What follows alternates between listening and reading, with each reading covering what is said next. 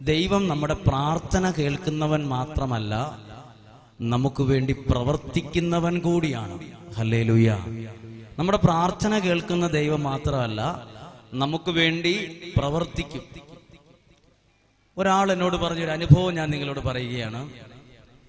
ദൈവം, നമുക്ക് ഒരുപാട് പ്രാർത്ഥനയുണ്ട് ഇവിടെ ഇരിക്കുന്നവർക്ക്. പക്ഷെ ദൈവം നൽകിയ അനുഗ്രഹത്തെ നമ്മൾ ഓർത്തിട്ടുണ്ടോ?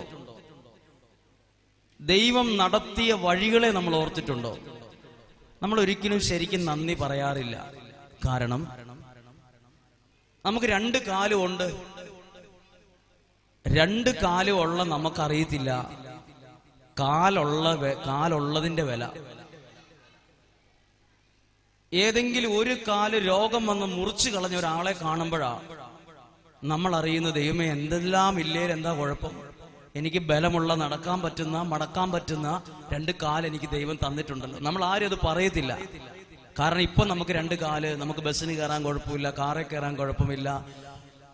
നമ്മൾ രണ്ട് കാലും ഇല്ലാത്തവരെ കാണുമ്പോൾ ഉറപ്പായി നമ്മൾ ദൈവമേ എന്ന് വിളിക്കും. കാരണം അന്നേരം നമ്മൾ അറിയും, ദൈവമേ രണ്ട് കാലിന്റെയും വില. നമ്മൾ എപ്പോഴെങ്കിലും നന്ദി പറഞ്ഞിട്ടുണ്ടോ? എനിക്ക് ശ്വാസം എടുക്കാനും വിടാനും ഓക്സിജൻ സിലിണ്ടർ വേണ്ട, നമുക്ക് ആർക്കും വേണ്ട. ഇപ്പം നമ്മൾ എപ്പോഴെങ്കിലും നന്ദി പറഞ്ഞിട്ടുണ്ടോ? ദൈവമേ എനിക്കിങ്ങനെ ഒരു നല്ല ആരോഗ്യം തന്നതിന് നന്ദി. നമ്മൾ ഓരോ ഹോസ്പിറ്റലിൽ ചെല്ലുമ്പോഴാ കാണുന്നത്, ഓരോരുത്തരുടെ അടുത്ത് അവര് മാസാമാസം 5000 10,000 രൂപ ആശുപത്രിക്കാർക്ക് കൊടുക്കുന്ന ഓക്സിജൻ സിലിണ്ടർ അവിടെ ഇരിക്കുക. അതിന്റെ സഹായത്തോടെ അവര് ശ്വാസം ഒന്ന് വലിച്ചു വിടുന്നേ. അപ്പോഴാ നമ്മൾ ഓർക്കുന്നത്, ദൈവമേ എനിക്ക് ദൈവമേ അത്രയും ആരോഗ്യം തന്നിട്ടുണ്ടല്ലോ.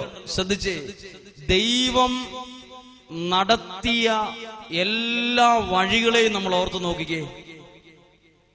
ഹല്ലേലൂയ. നമ്മുടെ ഉള്ളിൽ നമ്മൾ നാളെക്കുറിച്ച് മാത്രമേ ചിന്തയുള്ളൂ. എനിക്ക് കുറച്ചുകൂടെ പണം വേണം, കുറച്ചുകൂടെ ജോലി വേണം, പ്രമോഷൻ വേണം, വീട് വേണം. നമുക്ക് നാളെ ഇന്ന് വരെയുള്ള ദൈവത്തിന് നന്ദി പറഞ്ഞാൽ അത് ഡബിൾ അനുഗ്രഹത്തിന് കാരണമാകും. ഹല്ലേലൂയ. ചേർന്ന് പറഞ്ഞേ ഹല്ലേലൂയ.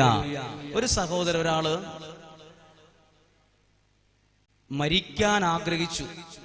കാരണം അദ്ദേഹത്തിന്റെ ഭാര്യയും മക്കളും അയാളെ ഉപേക്ഷിച്ചു പോയി. ഒരു നിസ്സാര കാര്യത്തിനാണ് ഈ പിണക്കം ഉണ്ടായത്. അങ്ങനെ അദ്ദേഹം മധ്യസ്ഥനെ വെച്ച് ഭാര്യയെ കൂട്ടിക്കൊണ്ടുവരാൻ പരിശ്രമിച്ചു. പക്ഷെ നടന്നില്ല. അങ്ങനെ അയാൾ ഇങ്ങനെ തീരുമാനിച്ചു, ഇനി ജീവിച്ചിരുന്നിട്ട് കാര്യമില്ല, പോയി മരിച്ചേക്കാം. അങ്ങനെ തീരുമാനിച്ച സമയത്ത് അദ്ദേഹം ഒരു വണ്ടി കയറി, ബസ്സേ കയറി. അദ്ദേഹം അറിയത്തില്ലാത്തൊരു സ്ഥലത്ത് വന്നിറങ്ങി, ആരെയും പരിചയമില്ലാത്തൊരു സ്ഥലത്ത് വന്നിറങ്ങി. ട്രെയിൻ വരുമ്പോൾ അതിന് മുമ്പിൽ ചാടി മരിക്കണം എന്ന് തീരുമാനിച്ച് ട്രെയിൽ പാളത്തിലൂടെ കുറെ നടന്ന് ആളുകളൊന്നും അധികമില്ലാത്തൊരു സ്ഥലത്ത് പോയി ഇങ്ങനെ വന്നു. പല ട്രെയിനുകൾ വന്നുപോയി. പക്ഷെ അദ്ദേഹം മനസ്സുകൊണ്ട് ഒരുങ്ങി, പക്ഷെ ചാടാൻ പറ്റിയില്ല. പലപ്പോഴും ട്രെയിൻ വരുമ്പോൾ അയാൾ അതിന്റെ അടയാളം കാണുമ്പോൾ തന്നെ മരണത്തിനായിട്ട് ഒരുങ്ങും. പക്ഷെ എന്തോ അയാൾക്ക് പറ്റുന്നില്ല, എന്തോ ഒരു പേടി, മരിക്കാൻ പേടി. അപ്പോൾ അദ്ദേഹം ട്രെയിൻ തട്ടി മരിക്കുന്നില്ല. ഏതേലും വാഹനം ഹൈവേ റോഡ്, ഇതുപോലുള്ള ഹൈവേ റോഡിൽ സൈഡിൽ നിന്ന് സ്പീഡിൽ വരുന്ന വാഹനത്തിന് മുമ്പിലേക്ക് അങ്ങ് ചാടാം. അങ്ങനെ അദ്ദേഹം അവിടുന്ന് ഒരു ഓട്ടോറിക്ഷയിൽ കയറി. അദ്ദേഹം ഇതുപോലെ ഹൈവേ റോഡിന്റെ സൈഡിൽ വന്ന് ഇങ്ങനെ നിൽക്കുകയാണ്. ബസ് പോയി, സ്പീഡിലുള്ള കാറുകൾ, അങ്ങനെയുള്ള വാഹനങ്ങൾ ചീറിപ്പാഞ്ഞു പോകുന്ന സ്ഥലത്ത് വന്ന് നിന്നിട്ട് ഇദ്ദേഹത്തിനൊന്നും ചാടാൻ പറ്റുന്നില്ല ഇങ്ങോട്ട്. അങ്ങനെ അദ്ദേഹം അവിടെ ഒരു തണൽ മരത്തിന്റെ ചോട്ടിൽ അയാൾ ഇരുന്നു. അങ്ങനെ അയാൾ അവിടെ ഇരിക്കുമ്പം ആ തണൽ മരത്തിന്റെ ചോട്ടിൽ കുറച്ചു നേരം ഇരുന്ന് അദ്ദേഹത്തിന്റെ ജീവിതത്തിന്റെ എല്ലാ വിഷമങ്ങളെ ഓർത്തപ്പം ആ മരത്തേന്ന് ഒരു പുഴു ഇറങ്ങി ഇങ്ങ് വന്നു. പിന്നെ അദ്ദേഹത്തിന്റെ ശ്രദ്ധയൊക്കെ മാറി. ആ പുഴുവിനെ നോക്കാൻ, അത് ചൊറിയം പുഴുവാണ്. ചൊറിയം പുഴുവിനാ നിങ്ങൾക്കറിയാം, അത് തൊട്ടാൽ തന്നെ ദേഹം ചൊറിയും. അതിങ്ങനെ മരത്തെ നിറങ്ങി. അപ്പോൾ ഇയാൾ ശ്രദ്ധിച്ച് ഈ പുഴു എങ്ങോട്ടാണാവോ പോകുന്നത്. അപ്പോൾ ഇയാൾ ഈ മറ്റ് ശ്രദ്ധയെല്ലാം മാറി പുഴുവിനെ നോക്കാൻ തുടങ്ങി.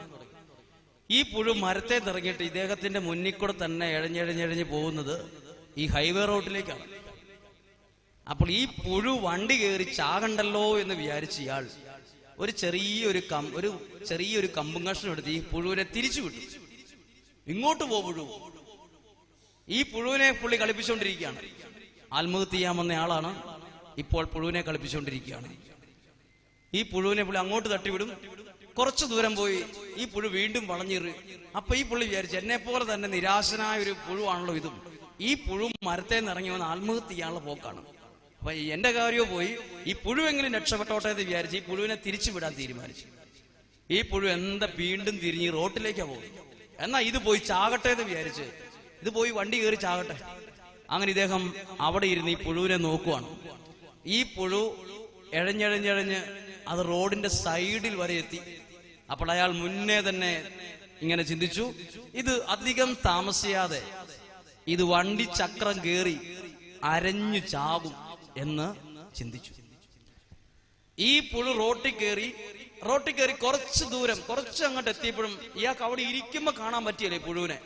അപ്പോൾ ഈ പുഴുവിന് എന്നാ പറ്റുമെന്ന് അറിയാൻ വേണ്ടി ഇയാൾ റോഡിന്റെ അടുത്തേക്ക് വന്ന് പുഴുവിനെ കാണുന്ന വിധത്തിൽ അവിടെ നിന്ന് വണ്ടികൾ ചീറിപ്പോവുക രണ്ട് സൈഡിലേക്കും. കുറച്ചു ദൂരം ചെന്നിട്ടും ഈ പുഴുവിന്റെ മേത്ത് കേറിയില്ല എന്ന രീതിയിൽ ഈ വണ്ടി കടന്നുപോയി. അങ്ങനെ പോകുമ്പോ ഈ പുഴു അവിടെ അനങ്ങാതിരിക്കും. ചില സമയത്ത് ഈ പുഴു അല്പം റിവേഴ്സ് അടിക്കും. എന്തായാലും ഈ പുഴു ഒറ്റ വാഹനം പോലും ഇതിന്റെ മേത്തൂടെ കയറാതെ ഈ പുഴു അപ്പുറം എത്തി. അപ്പോൾ ഇയാൾ ചിന്തിച്ച്, ഇത്രയും വണ്ടി പോകുന്ന ഈ റോട്ടിൽ ഈ പുഴു എങ്ങനെ അപ്പുറം എത്തി? അപ്പോൾ അദ്ദേഹത്തിന്റെ മനസ്സിങ്ങനെ ചിന്തിച്ചു എന്നാണ് പറയുന്നത്.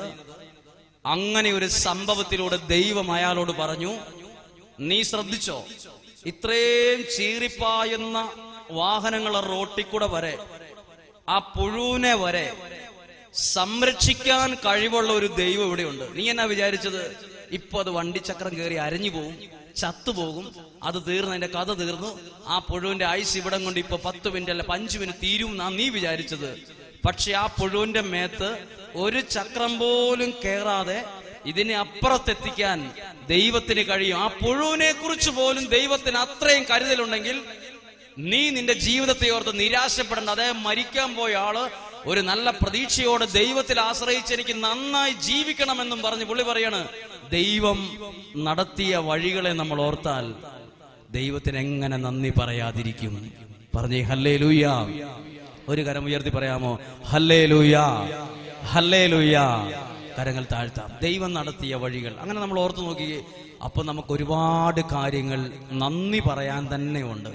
ഇനി ശ്രദ്ധിച്ചേ, നിങ്ങളോട് ഇന്ന് ദൈവവചനത്തിലൂടെ പറയാൻ ഞാൻ ആഗ്രഹിക്കുന്നത് ഒരു നല്ല വിഷയമാണ്.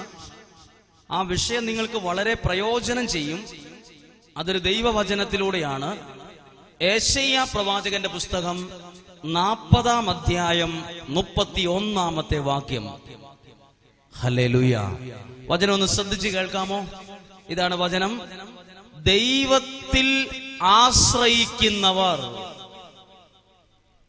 കഴുകന്മാരെ പോലെ ചിറകടിച്ച് ഉയരും. അടുത്ത വചനം ഇങ്ങനെയാണ്, അവർ ഓടിയാലും ക്ഷീണിക്കില്ല, അവർ നടന്നാൽ തളരുകയില്ല. ഹല്ലേലൂയ. ഈ വചനം ഒന്ന് ആത്മാവിലൊന്ന് ഏറ്റെടുത്ത് പ്രിയപ്പെട്ടവർ ശ്രദ്ധിച്ച ഒരു കാര്യം, ദൈവവചനം പറയുന്നിടത്തെല്ലാം 3 പേരുണ്ട്. 3 പേര്. ഒന്ന് ദൈവവചനം പറയുന്നയാള്, 2 കേൾക്കുന്ന നിങ്ങൾ, 3 ആ പറയുന്ന ആളിൽ നിന്ന് വരുന്ന ദൈവവചനം കേൾക്കുന്ന നിങ്ങളുടെയും ഇടയ്ക്ക് നിൽക്കുന്ന ആളാണ് പരിശുദ്ധാത്മാവ്. എന്ത് ചെയ്യും? ഈ വചനമാണ്, ഈ കേൾക്കുന്ന വചനം നിങ്ങളുടെ ഹൃദയത്തിൽ എഴുതിയിടുന്ന ആളുടെ പേരാണ് ആര്? പരിശുദ്ധാത്മാവ്. ഹല്ലേലൂയ. അപ്പൊ ദൈവവചനം പറയും, നിങ്ങൾക്കൊരു ദൈവവചനം കേൾക്കുമ്പോ അതൊരു ബോധ്യമാകണമെങ്കിൽ ഈ പരിശുദ്ധാത്മാവിന്റെ സഹായം വേണം.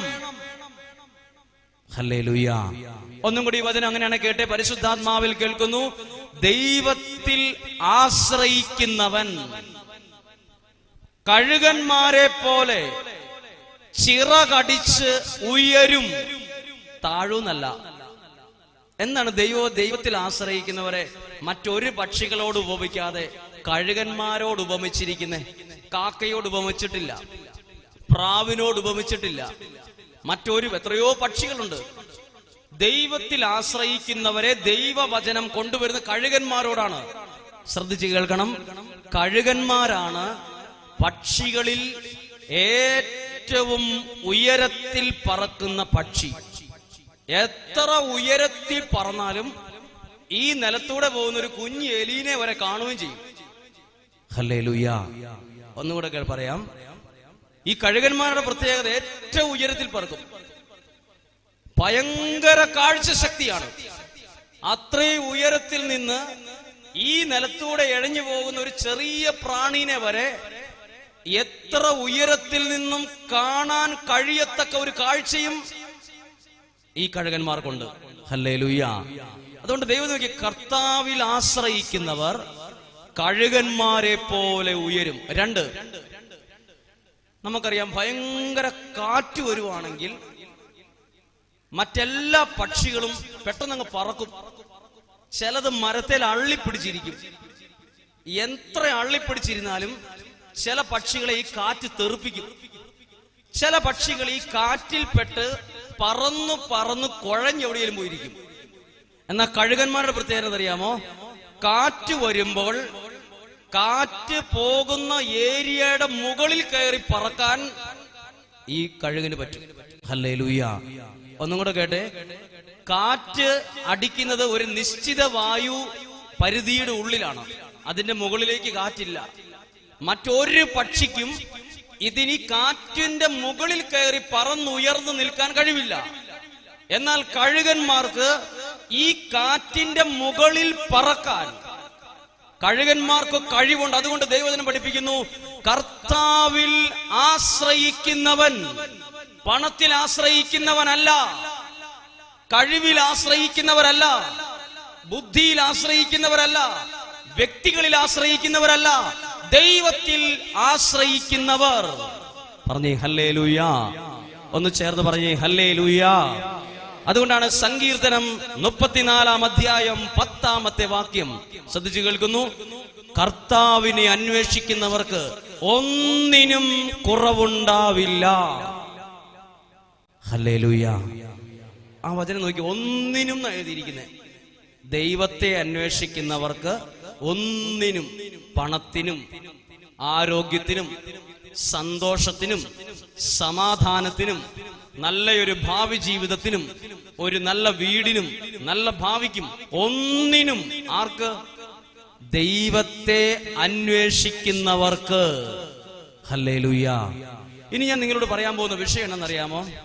ഒരുപക്ഷെ നിങ്ങളത് കേട്ടിട്ടുണ്ടായിരിക്കും, എന്നാൽ ആത്മാവിൽ നിങ്ങളോട് പറയുന്നു, ദൈവം നമുക്കുള്ളതെല്ലാം ഒരുക്കി വച്ചിട്ടുണ്ട്.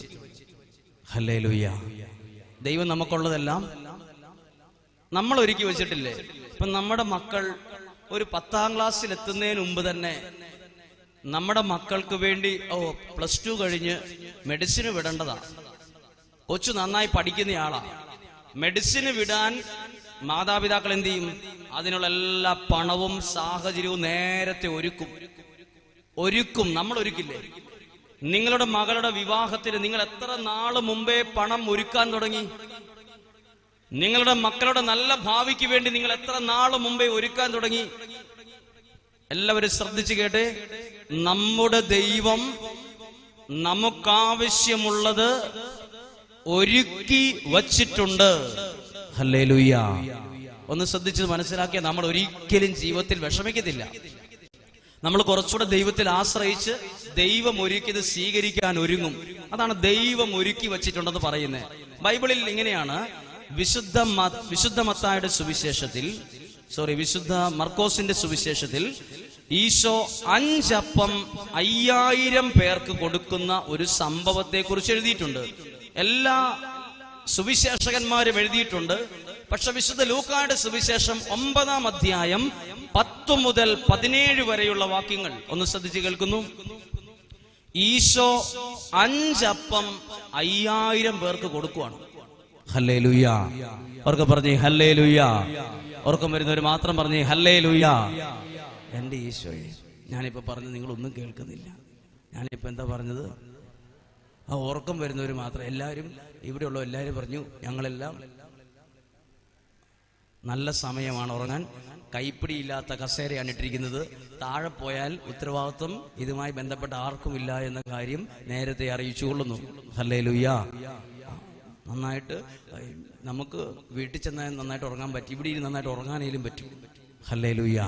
അപ്പൊ ശ്രദ്ധിച്ചു കേട്ടെ, ദൈവം നമുക്കുള്ളതെല്ലാം എന്ത് വെച്ചിട്ടുണ്ട്?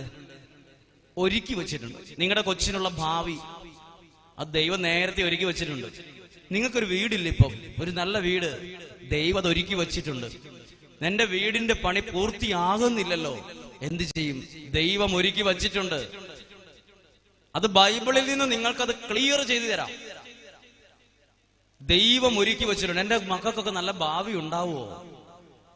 എന്റെ മകന്റെ കുടുംബത്തിന്റെ കാര്യമൊക്കെ എന്താകും? സാമ്പത്തിക ബുദ്ധിമുട്ടൊക്കെ മാറുമോ? ദൈവം എനിക്കുള്ളതെല്ലാം ഒരുക്കി വച്ചിട്ടുണ്ട്. അതിനാധാരമായ വചനമാണ് ഈശോ 5 അപ്പം. ശ്രദ്ധിച്ചേ, ഈശോ 5 അപ്പം 5000 പേർക്ക് കൊടുത്തത് എവിടെയാണ്? ഒരു വിജന പ്രദേശത്താണ്. അവിടെ ആരും ഇല്ല. അവിടെ വീടോ ഹോട്ടലുകളോ ഹൈവേ റോഡുകളോ ഒന്നും ഇല്ലാത്ത സ്ഥലമാണ് മരുഭൂമി, വിജന പ്രദേശം. ഈശോയുടെ കൂടെ ആളുകൾ ഇരിക്കാൻ തുടങ്ങിയിട്ട് 3 ദിവസമായി, ഒന്നും ഭക്ഷിച്ചിട്ടില്ല. അപ്പോൾ ഈശോ ശിഷ്യന്മാരോട് പറയുവാണ്, ഈ ജനക്കൂട്ടത്തെ ഇങ്ങനെ പറഞ്ഞു വിടാൻ പാടില്ല. അവർ ആകപ്പാടെ വിശപ്പിലും വിഷമത്തിലുമാണ്.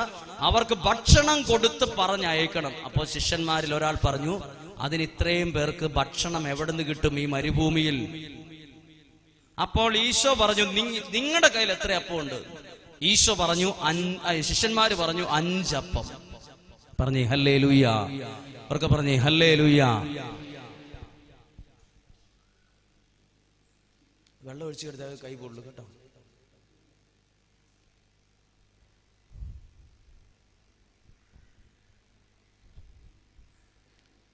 നിങ്ങൾ ശ്രദ്ധിക്കുന്നുണ്ടെന്ന് മനസ്സിലായി. നിങ്ങൾ ശ്രദ്ധിക്കുന്നുണ്ടോ? ഇപ്പോഴാണ് എല്ലാവരും ശ്രദ്ധിച്ചത്. ശ്രദ്ധിച്ചില്ലേ പ്രശ്നമുണ്ട് കേട്ടോ.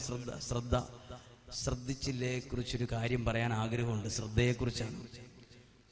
നിങ്ങൾ ചിലപ്പോൾ കേട്ടിട്ടുണ്ടാവും, ഒരാൾ 10 നില കെട്ടിടത്തിന്റെ മുകളിൽ ഇരുന്ന് പെയിന്റ് അടിച്ചുകൊണ്ടിരിക്കുകയാണ്. പെയിന്റ്. അപ്പൊ പെയിന്റ് അടിക്കുന്ന ആളുടെ പേര് എന്താ? പേര് രാജു എന്നാണ്. രാജു. 10 നില കെട്ടിടത്തിന്റെ മുകളിൽ പെയിന്റ് അടിക്കുന്ന ആളുടെ പേര് രാജു. ഈ രാജുവിന്റെ കൂട്ടുകാരൻ താഴെ ഒരാൾ വന്നു. താഴെ നിന്നിട്ട് പറഞ്ഞു, എടാ ഷിജു എന്ന് വിളിച്ചു. ആരെ വിളിച്ചു? രാജുവിനെ വിളിച്ചത്. എന്താ വിളിച്ചത്? എടാ ഷിജു, നിന്റെ ഭാര്യ മരിച്ചു പോയടാന്ന് പറഞ്ഞു. ആരോടാ പറഞ്ഞത്? രാജുവിനോടാ പറഞ്ഞേ. പേര് വിളിച്ച പറഞ്ഞു, എടാ ഷിജു എന്നാ വിളിച്ചത്. അപ്പൊ 10 നില കെട്ടിടത്തിൽ പെയിന്റ് അടിച്ചുകൊണ്ടിരിക്കുന്ന ആളാ ബ്രഷ് അവിടെ വെച്ചിട്ട്, എന്റെ ഭാര്യ മരിച്ചു പോയോടാന്ന് ചോദിച്ചു. ഓ, ഇനി ഞാൻ എന്തിനാ ജീവിക്കുന്നതെന്ന് പറഞ്ഞ് പുള്ളി ഒരൊറ്റ ചാട്ടം താഴേക്ക്. ഒരു 4-5 നില താഴേക്ക് പോയപ്പോഴാ പുള്ളി ചിന്തിച്ചത്, അയ്യോ അതിന് ഞാൻ ഷിജു അല്ലല്ലോ, രാജു ആണല്ലോ, ഷോ എന്ന് ചിന്തിച്ചു. മാറിപ്പോയി. പിന്നെ ഒരു 2 നില താഴെ നില എത്തിയപ്പോഴാണ് അറിഞ്ഞത്, അതിന് ഞാൻ കല്യാണം കഴിച്ചിട്ടില്ലല്ലോ, പിന്നെ എങ്ങനെ എനിക്ക് ഭാര്യ? ഇത് രണ്ടുമില്ല. അപ്പൊ ശ്രദ്ധിക്കാത്തോണ്ട് പറ്റിയൊരു അബദ്ധമാണ്. എടാ ഹല്ലേലൂയ. പറഞ്ഞേ ഹല്ലേലൂയ. ദൈവം നമുക്കുള്ളത് ഒരുക്കി വച്ചിട്ടുണ്ട്. അപ്പൊ ഇത് വിജന പ്രദേശം, 5000-ഓളം ആളുകൾ ദൈവവചനം കേൾക്കുന്നു. ഈശോ പറയാണ്, 5 അപ്പം ഇവിടെ ഉള്ളൂ, പക്ഷെ ഇത് 5000 പേർക്ക് കൊടുക്കാൻ പറ്റും. ഇനി ഈശോ ഇങ്ങനെ കൊടുത്തതിന് ശേഷം ശിഷ്യന്മാര് പറഞ്ഞു, കുറെ അപ്പം മിച്ചമുണ്ട്. ഈശോ എന്നാ പറഞ്ഞു? ഇങ്ങനെയല്ല പറഞ്ഞത്.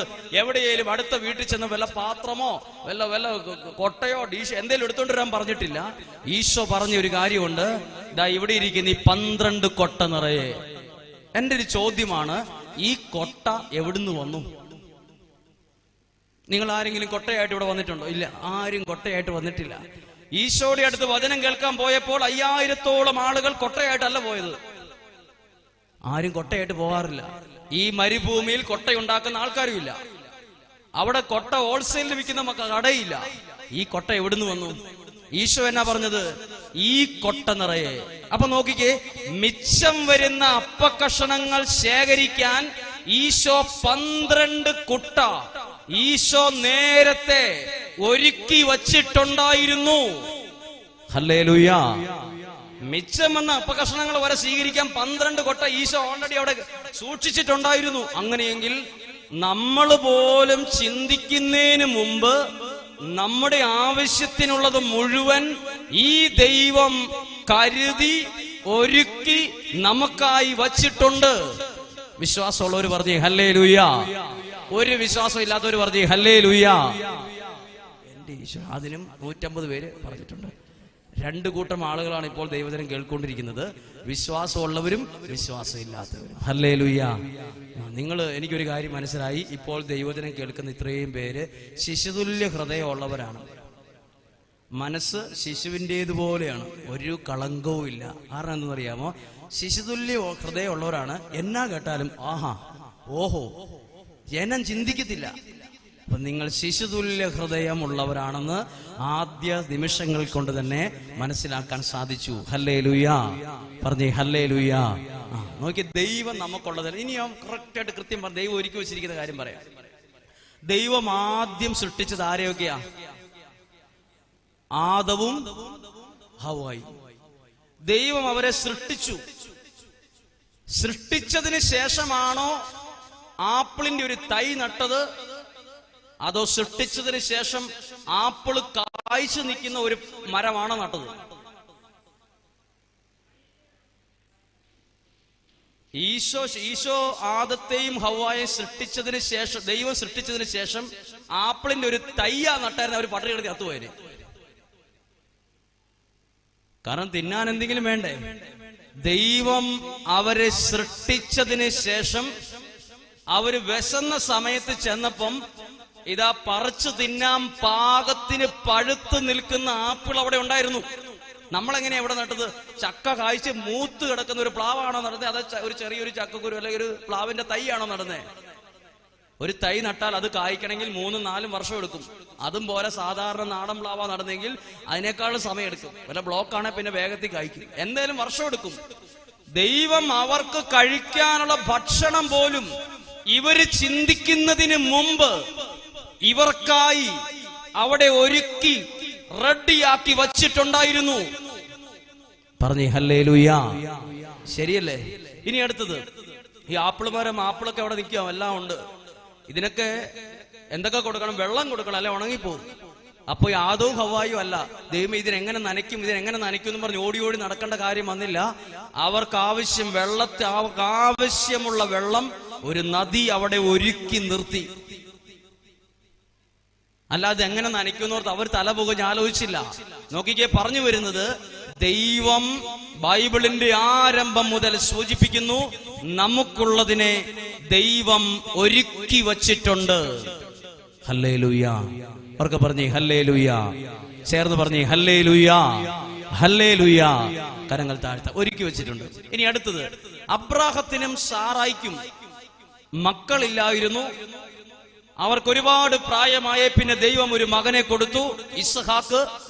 കുറച്ചു കഴിഞ്ഞപ്പോൾ ദൈവം പറഞ്ഞു, ഇസ്ഹാക്കിനെ ബലി അർപ്പിക്കണം, അതിന് മോറിയ മലമുകളിൽ പോകണം, ബലിപീഠം പണിയണം, ബലി അർപ്പിക്കുക, കോംപ്രമൈസ് ഇല്ല.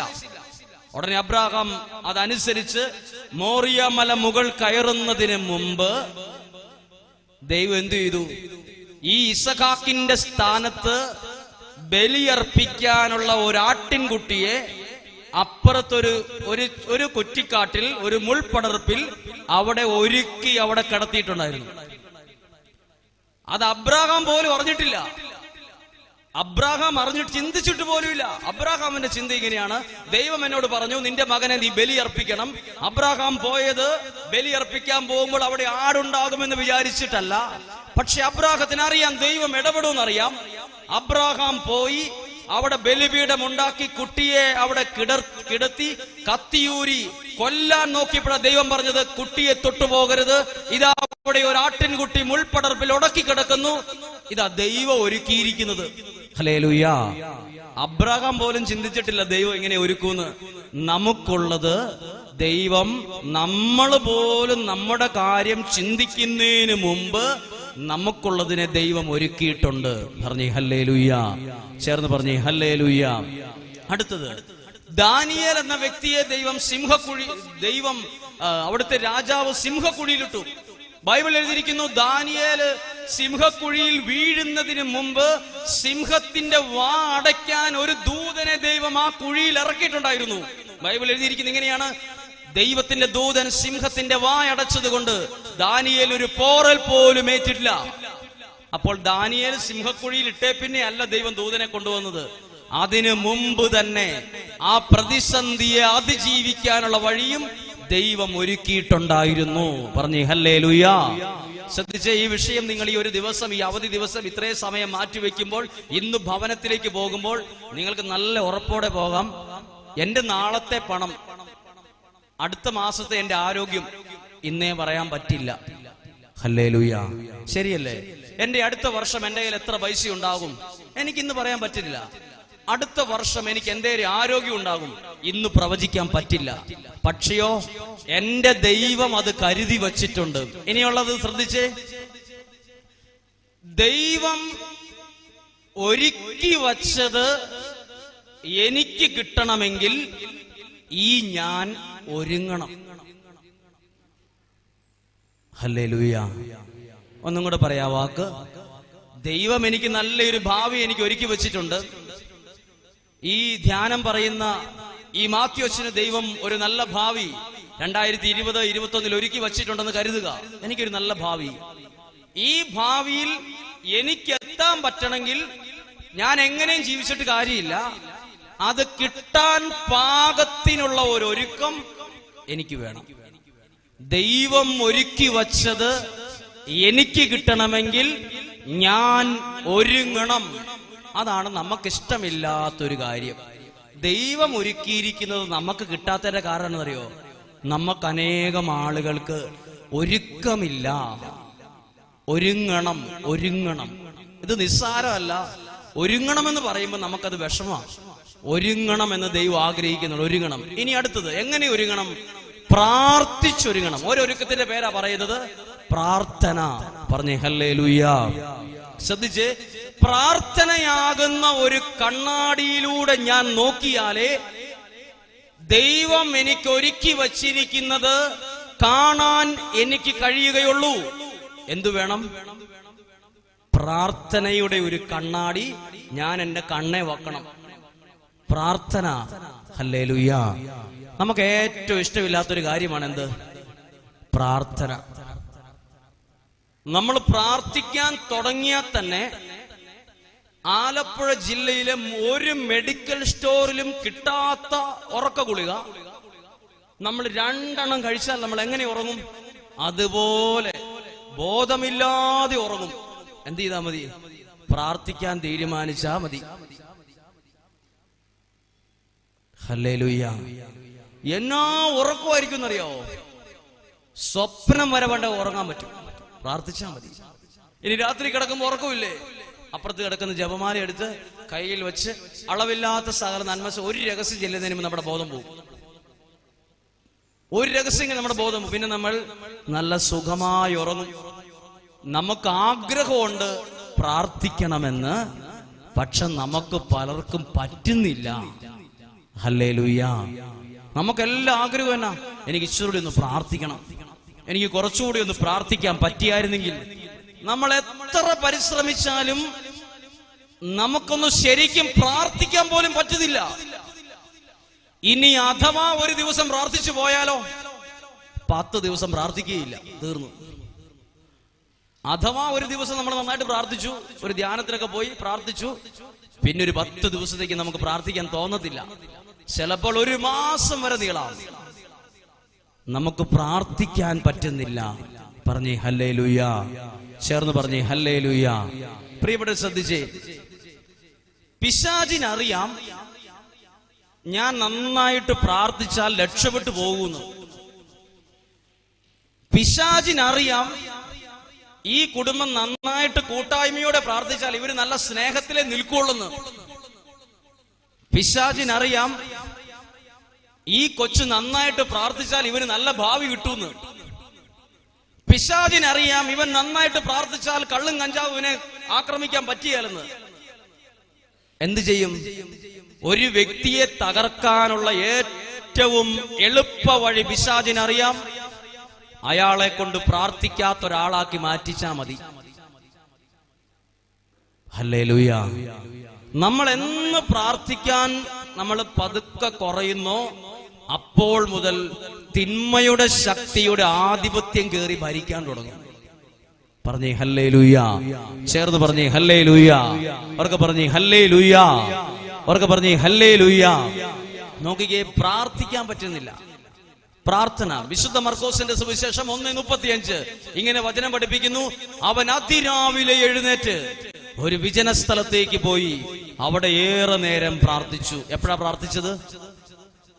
അതിരാവിലെ. അതിരാവിലെ എന്ന് പറയുമ്പോൾ ഇവിടെ ഇരിക്കുന്ന പലർക്കും അതിരാവിലെ 7:40 അത് അതിരാവിലെ അല്ല.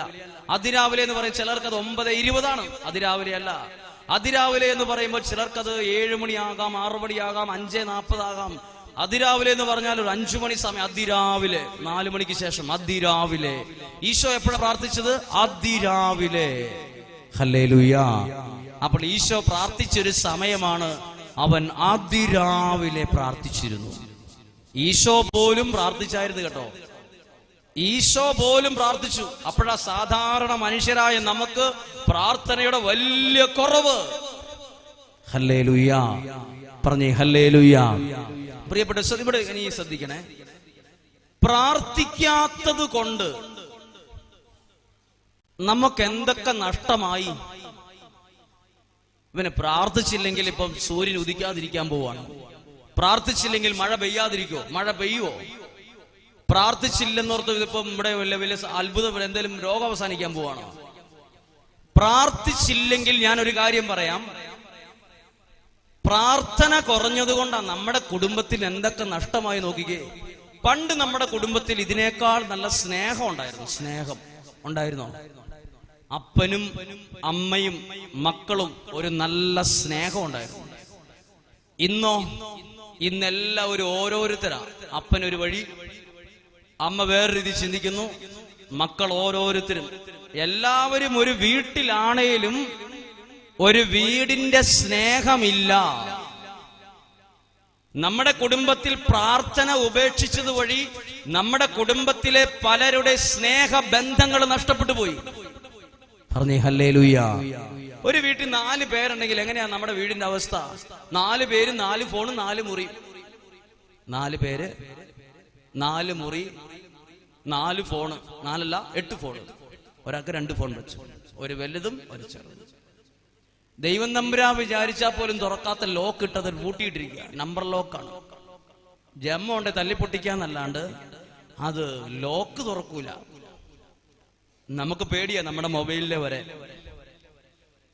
അതാരെങ്കിലും എടുക്കുവോ നോക്കുവോ നമുക്ക് പേടിയാ. ഓരോരുത്തരും ഒരു വീട്ടിൽ ഇന്ന് സംസാരം കൂടുതലാണോ കുറവാണോ? നിങ്ങളുടെ വീട്ടിൽ പണ്ടുള്ളതിന്റെ അത്രയും സംസാരം ഉണ്ടോ ഇല്ലയോ? വലിയ സംസാരമൊന്നുമില്ല. എല്ലാരും വന്നു, എന്തൊക്കെയോ ചോദിച്ചു, എന്തൊക്കെയോ പറഞ്ഞു. കുറെ നേരം ഒരാൾ ഫോണെ നോക്കിയിരുന്നു. പിന്നെ ഒരു ഭക്ഷണം കഴിച്ചു. പെട്ടെന്ന് അവരവരുടെ മുറിയിലേക്ക് കയറി വാതിലടച്ചു.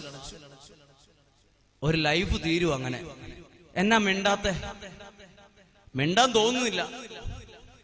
നമ്മുടെ വീട്ടിലുള്ളവരോട് പോലും നമുക്ക് മിണ്ടാൻ തോന്നുന്നില്ല. ശ്രദ്ധിച്ചേ, നമ്മുടെ ഭവനത്തിൽ അപ്പനും അമ്മയും മക്കളും മാതാപിതാക്കളും ഇതൊക്കെ ആ സ്നേഹ ബന്ധങ്ങൾ അങ്ങ് പോയി. നമ്മുടെ കുടുംബത്തിൽ നിന്ന് ഇറങ്ങി നടയിറങ്ങി അങ്ങ് പോയി. എപ്പോ പോയി? നമ്മുടെ കുടുംബത്തിൽ പ്രാർത്ഥന കുറഞ്ഞപ്പം നമ്മൾ മൊബൈലും വാട്സപ്പും ഇന്റർനെറ്റും ഫേസ്ബുക്കും ഇതിന്റെയൊക്കെ ഉപയോഗം കൂടിക്കൂടി. ഇതൊക്കെ ഉപയോഗിക്കേണ്ടെന്നല്ല, ഇതിന്റെ ഉപയോഗം നമ്മുടെ തലയ്ക്ക് പിടിച്ചപ്പം നമ്മുടെ പ്രയർ ലൈഫ് എല്ലാം പോയി. പ്രയർ ലൈഫ് പോയി. അതുകൊണ്ട് ഒരു ചടങ്ങ് പോലെ നടക്കുന്നുണ്ട്. നമ്മുടെ വീട്ടിലെ പ്രാർത്ഥന എങ്ങനെയാ? വയനാട്, നിങ്ങൾ വയനാട്ടിൽ വന്നിട്ടുള്ളവർക്കറിയാം. കോഴിക്കോട് കഴിഞ്ഞ് താമരശ്ശേരി കഴിഞ്ഞ് അത് അടിവാരം എന്ന് പറയുന്നൊരു സ്ഥലമുണ്ട്. പിന്നെ ഒരു നല്ല ചുരമാണ്. ഈ ചുരത്തെ വണ്ടി കയറുന്ന പോലെയാണ് നമ്മുടെ പ്രാർത്ഥന. എങ്ങനെയാണ് ചുരത്തെ വണ്ടി കയറുന്നത് അറിയാമോ? 28 ടയറുള്ള ലോറി കയറിപ്പോവും. നമ്മൾ ബസ്സിന് ഇങ്ങനെ പോകുമ്പം ലോറിയെ ഓവർടേക്ക് ചെയ്യും. അപ്പൊ നമ്മളിങ്ങനെ നോക്കണം, സൈഡിൽ കൂടെ നോക്കുമ്പോൾ കാണാം വലിയ ലോഡും വഹിച്ചുകൊണ്ടുള്ള ലോറി മുക്കി മൂളി നിരങ്ങി ഇരങ്ങി അവിടെ എത്തും. ഈ ലോറി കയറുന്ന പോലെ നമ്മുടെ പ്രാർത്ഥന. എങ്ങനെയാ? ആദ്യത്തെ ഒരു കുറച്ചു നേരമൊക്കെ നല്ല ഒരു ശക്തി ഉണ്ടാവും, പിന്നെ മുക്കി മോളിയല്ല ആ മൂളി നിരങ്ങി ഇറങ്ങി എന്തായാലും അത് ഈശോമിശിഹായ്ക്ക് സ്തുതി ആയിരിക്കട്ടെ എന്ന് പറഞ്ഞ് അവസാനിപ്പിക്കും. ഇത് എന്ത് ചുരം കയറും, ഉറപ്പാണ്, എത്തിക്കും. നമ്മുടെ പ്രാർത്ഥന നമ്മൾ തന്നെ ചിന്തിച്ചു നോക്കി, അത് വെറും നമുക്ക് തന്നെ മനസ്സിലാവാത്ത പ്രാർത്ഥനയാണ് നമ്മുടെ പ്രാർത്ഥനയെ. അതുകൊണ്ടാണ് ഞങ്ങളുടെ അടുത്ത് ഒരു ക്രിസ്ത്യാനിയായ ഒരു ചെറുപ്പക്കാരായ ഒരു ഭാര്യയും ഭർത്താവും 2 മക്കളും താമസിക്കും. അദ്ദേഹത്തിന്റെ വീടിനെ തൊട്ടടുത്ത് താമസിക്കുന്ന ഒരാളുടെ പേരാണ്, ഒരു അക്രൈസ്തവന്റെ പേരാണ് രവി. അപ്പോൾ ഈ രവി എന്ന് പറഞ്ഞ ആള് സ്ഥലം വിറ്റ് ഇങ്ങോട്ട് വന്ന് താമസിക്കുന്ന ആളാ, വേറൊരു സ്ഥലത്തു നിന്ന് വന്നാണ്. അപ്പോൾ ഇയാള് സ്ഥലം വിറ്റ് പോരുന്നത് ക്രിസ്ത്യാനിയായ ഒരു ചേട്ടന്റെ വീടിന്റെ അടുത്തുനിന്നാണ്. അപ്പൊ ഇവരുടെ വീട്ടിലെ പ്രാർത്ഥന കേട്ട് ഈ രവിച്ചേട്ടനും പ്രാർത്ഥനയൊക്കെ അറിയാം, ക്രിസ്ത്യാനികളുടെ പ്രാർത്ഥനയൊക്കെ അറിയാം, സ്വർഗസ്വനായ പിതാവെ അറിയാം, കേട്ടുള്ള പരിചയമാണ്. അവർ സ്ഥലം വിറ്റ് വന്ന് വീണ്ടും താമസമാക്കിയതും ക്രിസ്ത്യാനിയായ ഒരു ചെറുപ്പക്കാരായ ഒരു ഭാര്യയും ഭർത്താവും മക്കളും. ഇവർ തമ്മിൽ എന്നും വഴക്കാണ്. അപ്പൊ ഈ രവിച്ചേട്ടൻ ഇടയ്ക്കിടയ്ക്ക് പറയും, നിങ്ങൾ ഇങ്ങനെ പോകരുത് കേട്ടോ, നിങ്ങളുടെ പള്ളിയും കാര്യങ്ങളുമായിട്ട് ബന്ധപ്പെട്ട് നിൽക്കണം, നിങ്ങളുടെ ഇങ്ങനെ പോകരുതെന്ന് പറയും. വീട്ടിൽ പ്രശ്നമാണേലും വൈകുന്നേരം സന്ധ്യാപ്രാർത്ഥനയുണ്ട്. അപ്പോൾ ഈ രവിച്ചേട്ടൻ ഇടയ്ക്ക് ഇവരുടെ പ്രാർത്ഥന ശ്രദ്ധിച്ചപ്പോൾ ഇങ്ങനെ കേട്ടു, ഞാൻ കണ്ടീഷനാണെന്ന് ഇവർ പ്രാർത്ഥിക്കുന്നു. അങ്ങനെ കുറെ നേരം കേട്ടപ്പം കുറച്ച് ദിവസം കഴിഞ്ഞപ്പോൾ ഈ രവിച്ചേട്ടൻ ചോദിച്ചു, നിങ്ങളാണേ ഒരു കണ്ടീഷൻ അല്ല, എന്നിട്ടും നിങ്ങൾ പ്രാർത്ഥിക്കുമ്പോൾ ഞാൻ കണ്ടീഷനാണെന്ന് പറയുന്നു. ഞാൻ ഇതിനു മുമ്പും താമസിച്ചത് ഒരു ക്രിസ്ത്യാനിയായ ഒരു ചേട്ടന്റെ വീടിന്റെ അടുത്താണ്, നിങ്ങളും ക്രിസ്ത്യൻസ് ആണ്, അവര് പ്രാർത്ഥിക്കുന്ന പോലെ അല്ലല്ലോ നിങ്ങൾ പ്രാർത്ഥിക്കുന്നേ, ഞാൻ കണ്ടീഷനാണെന്ന് നിങ്ങൾ എന്തിനാ പറയുന്നതെന്ന് ചോദിച്ചു. അപ്പോൾ അവര് പറഞ്ഞു, രവിച്ചേട്ടോ ഞാൻ കണ്ടീഷനാന്ന് പറഞ്ഞല്ല, സ്പീഡ് കൂടി ഞങ്ങൾക്ക് വേണ്ടി അപേക്ഷിക്കണമേ എന്ന് പറഞ്ഞ് ഞാൻ കണ്ടീഷനായി. ഒരു കണ്ടീഷൻ അല്ലതാണ്. നമ്മുടെ പ്രാർത്ഥന അങ്ങനെയാണ്. ഇവർ ഈ അധിക സ്പീഡിൽ പോയാലെന്നറിയോ, പരസ്പരം കാണാൻ വേണ്ടിയാ. ഏത് പരസ്പരം? അയ്യോ, നിങ്ങൾക്കൊന്നും അറിയത്തില്ല, പാവങ്ങളാണ്, വളരെ നല്ലവരാണ്. അവരാ പരസ്പരം സീരിയലിന് ഒരു 12-15 മിനിറ്റ് ഉള്ളപ്പോഴായിരിക്കും ഇവിടുന്ന് പ്രാർത്ഥന സ്റ്റാർട്ട് ആക്കുന്നത്. സീരിയൽ തുടങ്ങുന്നതിന് മുമ്പ് ജപമാലയും തീർക്കണം, ലുത്തിനിയേയും ചെല്ലണം, ബൈബിളും വായിക്കണം. അത്ര സ്പീഡിൽ പിടിച്ചാലേ ഇവിടെ എത്തുള്ളൂ. അപ്പോൾ പ്രാർത്ഥനയുടെ സ്പീഡ് കൂടി ഞാൻ കണ്ടീഷനാണ് വളരെ കണ്ടീഷനാണെന്ന് പറഞ്ഞ് വിട്ടുപോവാണ്. ഇതാണ് നമ്മുടെ പ്രാർത്ഥന. നമ്മുടെ പ്രാർത്ഥനയുണ്ടല്ലോ, നമുക്ക് പോലും പിടികിട്ടാത്തൊരു പ്രാർത്ഥനയാണ്. പറഞ്ഞേ ഹല്ലേലൂയ, അവർക്ക് പറഞ്ഞേ ഹല്ലേലൂയ. ശ്രദ്ധിച്ചേ, നമ്മുടെ പ്രാർത്ഥന കുറഞ്ഞപ്പം നമ്മുടെ കുടുംബത്തിൽ നിന്ന് പലതും നഷ്ടപ്പെട്ടു പോയി. നമ്മുടെ കുടുംബത്തിൽ ഏറ്റവും കൂടുതൽ നഷ്ടപ്പെട്ടു പോയ ഒരു സംഭവം ഞാൻ പറയാം. എന്തായിരിക്കും അത്? സ്നേഹം.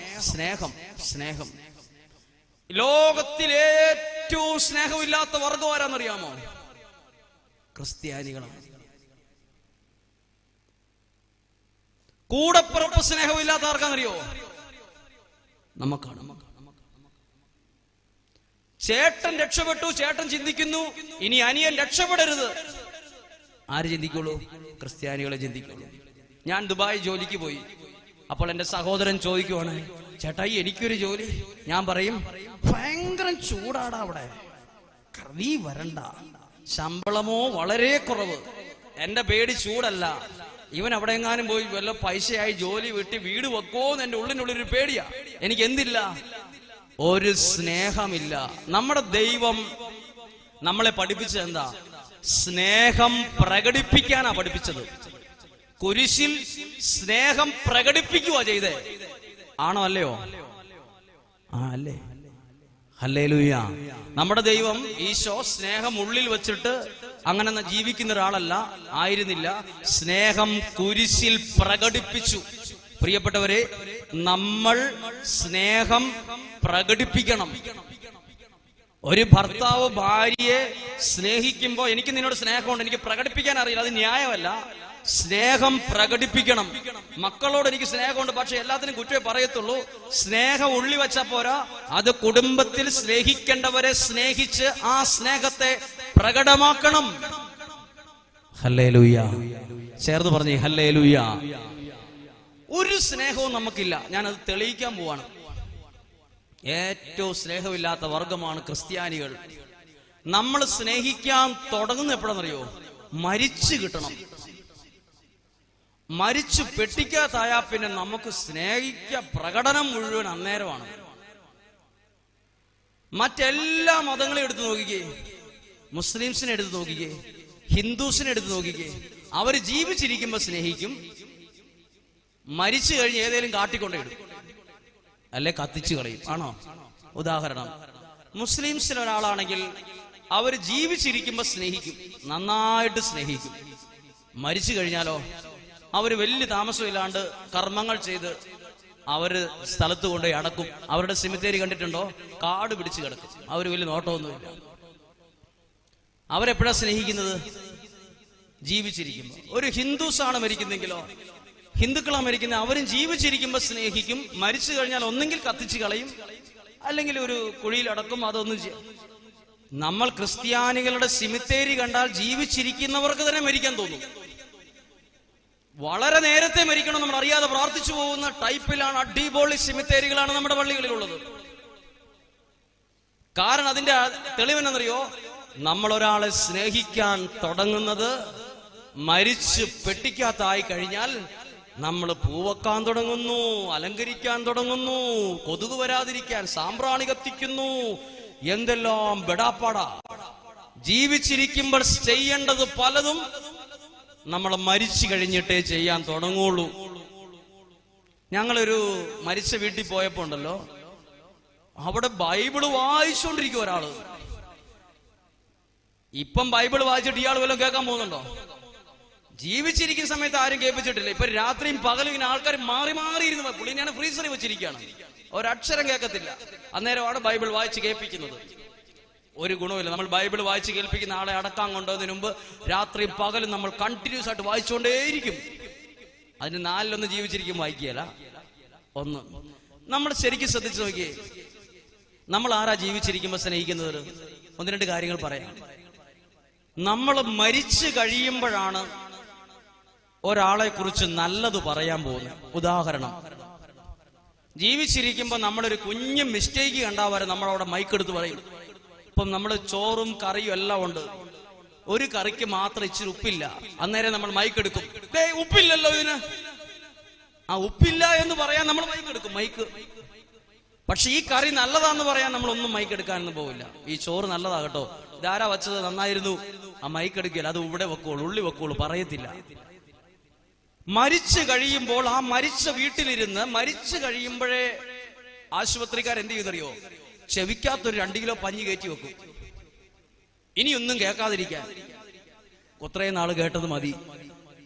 ഈ പഞ്ഞി നിറച്ച് തിരികെ കഴിയുമ്പോഴാ ആ വീട്ടിലുള്ളവർ ഇങ്ങനെ പറയുന്നേ, നല്ലൊരു മനുഷ്യനായിരുന്നു, ഇപ്പൊ ഒരക്ഷരം കേൾക്കത്തില്ല. അപ്പോഴാ നമ്മൾ നല്ലത് പറയുന്നു. അയ്യോ എന്ത് നല്ല അമ്മച്ചിയായിരുന്നു അറിയാമോ, ഭയങ്കരമായി പോയി. ജീവിച്ചിരിക്കുമ്പോൾ പറയേണ്ടതായിരുന്നു, പക്ഷെ നമ്മൾ മരിച്ചു പെട്ടിക്കാതായപ്പോഴാ പറയുന്നേ. അന്നേരമല്ല ഇത് പറയേണ്ടത്, ഇത് ജീവിച്ചിരിക്കുമ്പോൾ പറയണമായിരുന്നു. ഹല്ലേലൂയ. 2, നമ്മളെപ്പോഴാ ബാംഗ്ലൂരിൽ നിന്ന് പൂ വരുത്തുന്ന എപ്പോഴാണെന്നറിയോ? മരിച്ചു കഴിയുമ്പോൾ ഒരാളുടെ മൂക്കിനകത്ത് മുഴുവൻ പഞ്ഞി കയറ്റും. അങ്ങ് പഞ്ഞി കയറ്റി നിറച്ചു വെക്കുമ്പോഴാണ് നമ്മൾ ഒരിക്കലും മണമറിയാൻ ഇനി പറ്റത്തില്ല.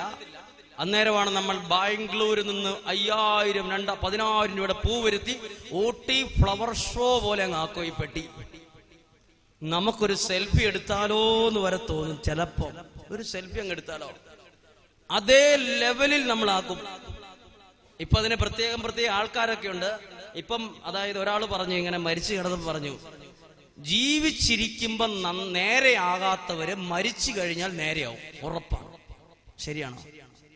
അതായത് ജീവിച്ചിരിക്കുമ്പോൾ ഒരിക്കലും നേരെ, ആരും പറഞ്ഞാലും കേൾക്കൂല, ഉപദേശിച്ചാലും ഇഷ്ടമല്ല, അങ്ങനെയുള്ള ഒരാളും മരിച്ചാലും ആ ആശുപത്രിക്കാർ എന്ത് ചെയ്യും? നേരെയാക്കിയ കുഴി വെക്കുള്ളൂ, നേരെ വാട്ടർ ലെവൽ നേരെയാക്കും. അതുകൊണ്ട് ആരും ജീവിച്ചിരിക്കുമ്പോൾ നേരെയാകില്ല എന്നോർത്ത് വിഷമിക്കണ്ട. മരിച്ചു കഴിഞ്ഞാൽ നേരെയാകും, ഉറപ്പായിട്ട് നേരെയാകും. നേരെ കുഴിയിലേക്ക് പോകും, അവിടെ നേരെ നരകത്തിലേക്ക് പോകാൻ സാധ്യതയുണ്ട്. നേരെ എല്ലാം കറക്റ്റ് ആയിട്ടായിരിക്കും പോകും. പറഞ്ഞേ ഹല്ലേലൂയ, ചേർന്ന് പറഞ്ഞേ ഹല്ലേലൂയ. അപ്പോഴാണ് നമ്മൾ പൂ വരുത്തുന്നത്. ഇനി എപ്പോഴാ ഒരമ്മച്ചി പറഞ്ഞു, എടാ ഇവിടെ മുഴുവൻ കൊതുകാടാ, നീ കുറച്ച് കൊതുക് തിരി മേടിച്ചോണ്ട് വാ പോയിട്ട് വരുമ്പോ. ഇവൻ എല്ലാ ദിവസവും പറയും, അയ്യോ അമ്മ മറന്നുപോയി, അയ്യോ അമ്മ മറന്നുപോയി. എല്ലാ ദിവസവും മറക്കലാണ്.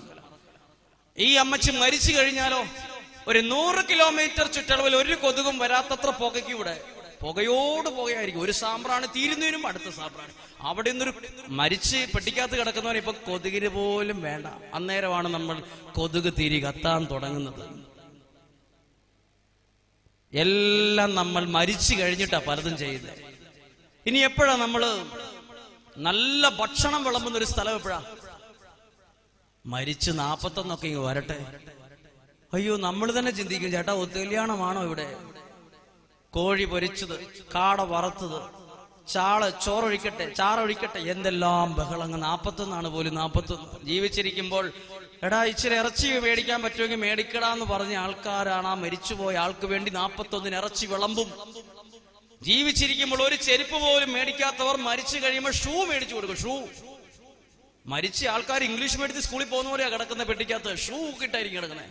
നമ്മൾ വിചാരിക്കും, എന്ത് ദൈവം 12,000 രൂപ ഷൂ ആണല്ലോ ഇത് കിടക്കുന്നത്. എന്നാലും ജീവിച്ചിരിക്കുമ്പോൾ ഒരു വള്ളിച്ചെരുപ്പ് പോലും മേടിച്ചു കൊടുക്കാത്തവർ മരിച്ചു കഴിയുമ്പോൾ ഷൂ മേടിച്ചു വിടും. മരിച്ചു കഴിഞ്ഞിട്ട് ഒന്നും വേണ്ടത്. ഇനി ഏറ്റവും കൂടുതൽ തുണി എടുക്കുന്ന എപ്പോഴാണെന്നറിയോ? ജീവിച്ചിരിക്കുമ്പോഴല്ല, പിന്നെ എപ്പോഴാ? മരിച്ചു കഴിയുമ്പോൾ തുണിയോട് തുണി. നിങ്ങൾക്കൊരു കാര്യം അറിയാവോ? ജീവിച്ചിരിക്കുമ്പോഴാണ് തുണി വേണ്ടത്, മരിച്ചു കഴിഞ്ഞ് തുണി വേണ്ട. No problem. മരിച്ചു കഴിഞ്ഞപ്പോ എന്തിനാ തുണി? ജീവിച്ചിരിക്കുമ്പോ നമുക്ക് തുണി എടുത്ത് കൊടുക്കത്തില്ല. മരിച്ച വീട്ടിൽ പോയി നോക്കിക്കേ, ദൈവമേ, എല്ലാരും വരുന്നത് ഓരോ തുണിക്കടയുടെ പേര് ഗംഗാ ടെക്സ്റ്റൈൽസ്. കൂടെ അവിടെ ഇടുന്നു, തുണി പുതപ്പിക്കുന്നു. തുണിയോട് തുണി. ഇത്രയും തുണി പുള്ളി കാണുവാണെങ്കിൽ പുള്ളി ഒരു മാസം കൂടെ ജീവിച്ചിരുന്നേരെന്ന് എനിക്ക് തോന്നിപ്പോയിട്ടുണ്ട്. ഇത്രയും തുണി, ഫുൾ തുണി, തുണിയോട് തുണി. ജീവിച്ചിരിക്കുമ്പോ മേടിച്ചു കൊടുക്കേണ്ടതാണ് തുണി, അന്നേരം മേടിച്ചു കൊടുക്കൂല. മരിച്ചു കഴിഞ്ഞിട്ട് തുണി, മരിച്ചു കഴിഞ്ഞിട്ട് ഭക്ഷണം. ഇനി എപ്പോഴാ ഗ്രൂപ്പ് ഫോട്ടോ എടുക്കുന്ന ഒരു സ്ഥലം? എപ്പോഴാ? ഇപ്പൊ എടുക്കുന്ന ഫോട്ടോയുടെ പേരൊക്കെ എന്താണ്? ഇപ്പൊ ഞാനും എന്റെ വളരെ പ്രിയപ്പെട്ട ആൾ സെൽഫി എടുക്കുള്ളൂ. ഗ്രൂപ്പ് ഫോട്ടോ അവിടെ വേറെ ആരെങ്കിലും ഞാൻ ഇങ്ങോട്ട് തിരിയും, അപ്പുറത്തൊരാളുടെ അങ്ങോട്ട് തിരിയും. ഇപ്പൊ എടുക്കുന്ന ഫോട്ടോയുടെ, ജീവിച്ചിരിക്കുമ്പോ എടുക്കുന്ന ഫോട്ടോയുടെ പേരാണെന്ത്? സെൽഫി. മരിച്ചു കഴിഞ്ഞാൽ എടുക്കുന്ന ഫോട്ടോയുടെ പേരാണെന്ത്? Group photo. ഇപ്പൊ മരിച്ച വീട്ടിൽ പോയാലാണ് ഗ്രൂപ്പ് ഫോട്ടോയും അതുമായി സംബന്ധിച്ച കോമഡിയും കാണാൻ പറ്റും. നമ്മൾ മരിച്ചു വീട്ടിൽ പോയി നോക്കിക്കോ. മരിച്ചു വീട്ടിൽ സാധാരണയൊക്കെ ചെല്ലുമ്പോൾ സീറോ മലബാർ ക്രമത്തിലാണെങ്കിൽ അവിടെ ചെല്ലുമ്പോൾ അവിടെ ആ മരിച്ച ആളെ അവിടെ കിടത്തിയിട്ടുണ്ടാവും. 2-3 പേര് അവിടെ വിഷമിച്ചിരിക്കുന്നുണ്ടാവും. ശകലം വിഷമേ ഉണ്ടാവുള്ളൂ. അകത്തേക്ക് കയറി നോക്കുമ്പോൾ ഓരോ മുറികളിൽ കൂടെ അകത്ത് ലോക വിവരങ്ങൾ, അമേരിക്കൻ പ്രസിഡന്റിനെ മാറ്റിയെന്ന് വരെ പറയുന്ന ആൾക്കാർ അകത്തിരിപ്പുണ്ട്. പ്രിയങ്ക ഗാന്ധി വന്നു എന്ന് പറഞ്ഞാൽ ഇലക്ഷനെ കുറിച്ച് പറയുന്നവർ അപ്പുറത്തെ മുറിയിലുണ്ട്. എല്ലാ വിവരങ്ങളും പറയുന്നവർ അകത്തുണ്ടാകും. ഇനി പ്രാർത്ഥനയൊക്കെ ചൊല്ലി ഈ പെട്ടി കിടക്കുന്ന ആളെ എടുത്ത് പള്ളിയിലേക്ക് കൊണ്ടുപോകുന്നതിന് മുമ്പ് പ്രാർത്ഥന കഴിഞ്ഞ് കുറച്ചു നേരമേ ഒരു സംഭവം ഉണ്ട്. ആ കുറച്ചു നേരം സമയത്ത് പെട്ടെന്ന് അവിടെ ഒരാൾ വരും. ഈ ബോഡി ഇമിനി എടുത്ത് വീട്ടിൽ നിന്ന് കൊണ്ടുപോകുന്ന സമയത്ത് ഒരാൾ വരും. അവിടെ വന്നിട്ട് പിന്നെ ഒരു ഗ്രൂപ്പ് ഫോട്ടോ എടുക്കുന്ന ഒരു ചടങ്ങുണ്ട്.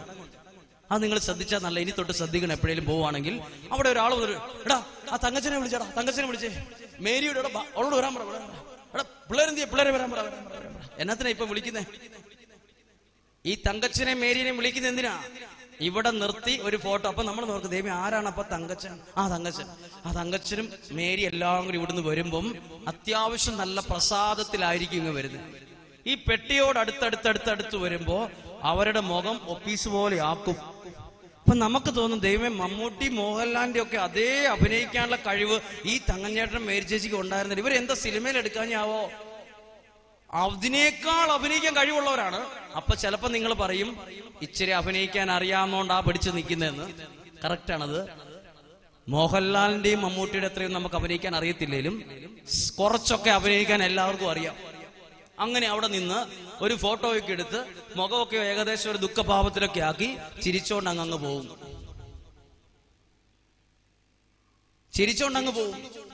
ഇതാണ് നമ്മുടെ വീട്ടിൽ നമുക്ക് ഒരു സ്നേഹവും. ഞാൻ ഞങ്ങളുടെ താമസിക്കുന്ന സ്ഥലത്ത് ജസ്റ്റ് റോഡിന്റെ അടുത്ത് നിൽക്കുക. അപ്പോൾ ഒരു ബൈക്കുകാരൻ പെട്ടെന്ന് അങ്ങ് കടന്നുപോയി. ബ്രേക്ക് പിടിച്ചിട്ട്, അധികം ബ്രേക്ക് ഇല്ലാത്ത വണ്ടിയാ, അതുകൊണ്ട് നിന്നില്ല. കുറച്ച് മുന്നോട്ട് പോയിട്ട് അദ്ദേഹം തിരിച്ചു വരണ്ടല്ലോ എന്ന് വിചാരിച്ച് എന്നോട് ഹെൽമെറ്റ് ഇങ്ങനെ പൊക്കിയിട്ട് പറഞ്ഞു, അച്ഛാ നമ്മുടെ ആ ചേട്ടൻ രാത്രിക്ക് ഔട്ടായി പോയി എന്ന് പറഞ്ഞു. ഏത് ചേട്ടൻ എന്ന് ചോദിച്ചാൽ അയാൾ പറഞ്ഞോണ്ട് വണ്ടി എടുത്ത് പോയി. ഞാൻ അപ്പുറത്തെ കടയിൽ പോയി അന്വേഷിച്ചു, ദൈവം ഏത് ചേട്ടനാണ് ഈ രാത്രിക്ക് ഔട്ടായി പോയത്? അപ്പോൾ ആ ചേട്ടൻ പറയാം, കടക്കാരൻ പറഞ്ഞു, അച്ഛാ ഔട്ടായി പോയതല്ല, ഹാർട്ട് അറ്റാക്ക് ആയിട്ട് മരിച്ചതാണല്ലോ. ആരാ ഔട്ടായി ഇത് പറഞ്ഞത്? അപ്പൊ ഞാൻ പറഞ്ഞു, ആ പോയൊരു പുള്ളി പറഞ്ഞു ഔട്ടായി പോയി. ഞാനാണെങ്കിൽ എനിക്കറിയാവുന്ന പുള്ളി ക്രിക്കറ്റ് കളി അറിയത്തില്ലെന്ന് എനിക്കറിയാം. ക്രിക്കറ്റ് കളി അറിയുന്നവരാണ് ഔട്ടായി പോകുന്നത്. ഒരാൾ മരിക്കുമ്പോ പോലും ആൾക്കാർ പറയും ഔട്ടായി പോയി. ഔട്ട്, ആ വാക്ക് തന്നെ സൂചിപ്പിക്കുന്നത് മനുഷ്യര് തമ്മിലുള്ള സ്നേഹം പോയി എന്നാ.